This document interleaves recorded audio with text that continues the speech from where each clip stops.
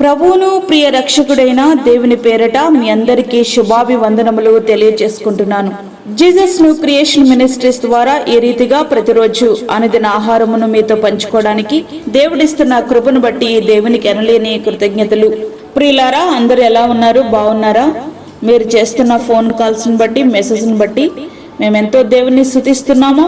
ఇంకా అనేక మందికి ఈ యొక్క వాక్యము చేరులాగా షేర్ చేయండి. దేవుని పనిలో మీరు కూడా పాలుభాగస్తులు కండి. వాక్య ధ్యానంలోనికి మనం వెళ్దాం. 1 కొరింథీ 3వ అధ్యాయము 16-17 వచనాలు. మీరు దేవుని ఆలయమై ఉన్నారనియు దేవుని ఆత్మ మీలో నివసించుచున్నాడనియు మీరు ఎరుగరా? ఎవడైనను దేవుని ఆలయమును పాడు చేసినడలా దేవుడు వానిని పాడు చేయను. దేవుని ఆలయము పరిశుద్ధమైనది, మీరు ఆ ఆలయమై ఉన్నారు. పక్షిరాజు యొక్క పవిత్రత గురించి మనం ఆలోచించినట్లయితే ఆడపక్షి మగపక్షిని తొందరగా చేరదీయదట. అనేక పరీక్షలకు గురి చేసి చాలా కాలం వేచి చూచి మగపక్షి యొక్క వ్యక్తిత్వాన్ని పూర్తిగా అర్థం చేసుకున్న తర్వాతనే తన భర్తగా స్వీకరిస్తుందట. ఆ తర్వాత 2 పక్షులు కలిసి జీవిస్తాయి. పిల్లలను చేసే విషయంలో కూడా 2 సమానంగానే వాటి బాధ్యతలు పంచుకుంటాయట. రాత్రి సమయంలో ఆడపక్షి గుడ్లను పొదిగితే పగటి సమయంలో మగపక్షి గుడ్లను పొదుగుతుందట. ఈ రెండిట్లో ఏ పక్షి ముందు చనిపోయినా గాని మిగిలిన పక్షి పావురము వలనే తన జీవిత కాలంలో వేరొక పక్షితో జతకట్టదట. సృష్టిలో అత్యున్నతమైన సృష్టమైన మనిషికి పక్షులు పరిశుద్ధ పాఠాలు నేర్పిస్తున్నట్లు ఉన్నాయి కదూ.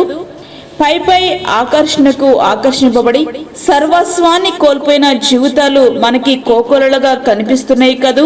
జీవితాంతం కలిసి జీవించాల్సిన పవిత్ర బంధానికి ప్రేమ పేరుతో చివరకు ఆ ప్రేమకు నోచుకోక ఎవరితోనూ చెప్పుకోలేక జీవచ్చాలా బ్రతికేవారు కొందరైతే, తెగదింపులు చేసుకునేవారు మరికొందరైతే, అసలు నాకు ఈ జీవితమే వద్దంటూ అర్ధంతరంగా లోకాన్ని విడిచి వెళ్ళిపోతున్న వారు లెక్కలేనంత మంది ఉన్నారు.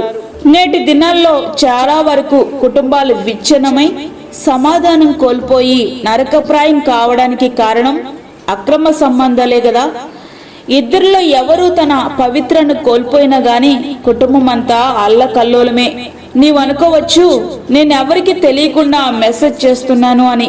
నీ పాపం బట్టబయలయ్యే రోజు దగ్గరలోనే ఉందనే విషయం మాత్రం మర్చిపోవద్దు.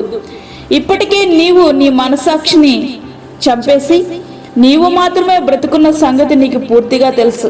నీ శరీర కోరికలు నెరవేర్చుకోవడానికి నీ ఆత్మను నిత్య మరణానికి అప్పగించడం నీకు క్షేమమా? నీ స్థానం ఎక్కడో ఒక్కసారి ఆలోచించు. కీర్తనాకారుడైనటువంటి దావీదు గారు అంటున్నారు, దేవా, ఎప్పటికైనా సరే పరిశుద్ధతయే నీ మందిరముకు అనుకూలము అని. 93వ కీర్తన 5వ వచనం. నీ దేహమే దేవుని మందిరం.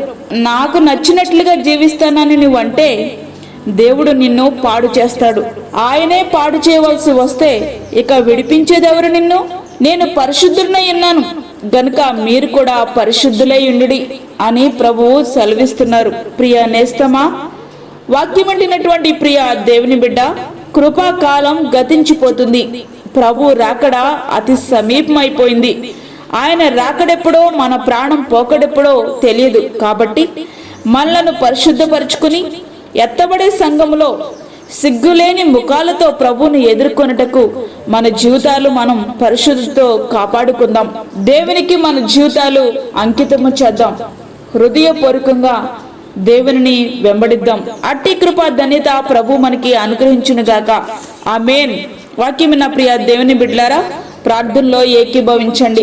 పరిశుద్ధుడైన తండ్రి, ప్రేమగల యేసు ప్రభువా, శ్రేష్టమైన మరి యొక్క దినము మా జీవితంలో మీరు అనుగ్రహించారు. నీకు వందనాలు.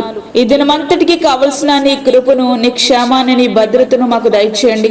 ప్రతి విధమైన శోధన, కీడు, ప్రమాదము, తెగులు నుండి మీరు మమ్మల్ని తప్పించండి ప్రభువా.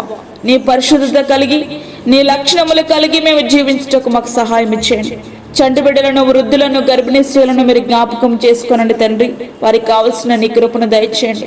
మా దేశ నాయకులను, రాష్ట్ర నాయకులను మీరు జ్ఞాపకం చేసుకోనండి.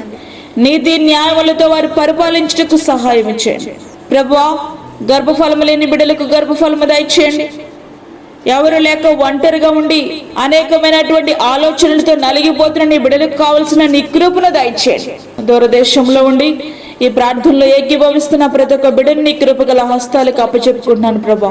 ఈ యొక్క వాక్యమును షేర్ చేస్తున్న ప్రతి ఒక్క బిడ్డలకు కావలసిన నీ దీవెన, నీ ఆశీర్వాదం, నీ కృపను అనుగ్రహించి బలపరచండి. మాకు కాదే యెహోవా, మాకు కాదు, సమస్త మహిమ ప్రభావాలు మీకు ఆరోపించుకుంటూ యేసు పరిశుద్ధ నామమున అడిగి వేడుకుంటున్నాము తండ్రి, ఆమేన్. ఈ యొక్క వర్తమానములు ప్రతి దినము పంపించబడతా ఉన్నాయి. ఈ యొక్క అనుదిన వర్తమానముల కొరకు మీరు మమ్మల్ని సంప్రదించండి. ఈ యొక్క వర్తమానములను మీ బంధువులకు, మీ స్నేహితులకు షేర్ చేయండి. దేవుని కృప మీ అందరికీ తోడైండును గాక, ఆమేన్.